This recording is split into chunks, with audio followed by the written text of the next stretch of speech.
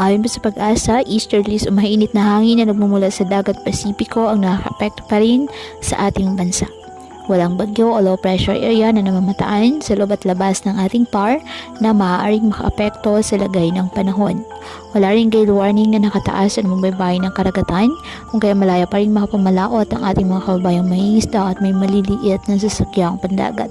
Ngayong araw, ang Metro Manila at nalalabing bahagi ng bansa asahan ang generally maliwalas na panahon, maliban na lamang sa tsansa ng bagyong maulap sa maulap na kalangitan with isolated rain showers or thunderstorms dahil pa rin sa easterlies at ng mga localized thunderstorms. Kaya patuloy pa rin natin na pinag-iingat ang ating mga kababayan sa banta po ng mga posibilidad ng pagbaha at pagguho ng lupa, lalo na kapag may malalakas na ulan. At ugaliin po na magdala palagi ng payong o hatan mo panangga sa ulan sa tuwing lalabas po ng ating mga tahanan. At yan po muna ang update sa lagay ng panahon ngayong araw.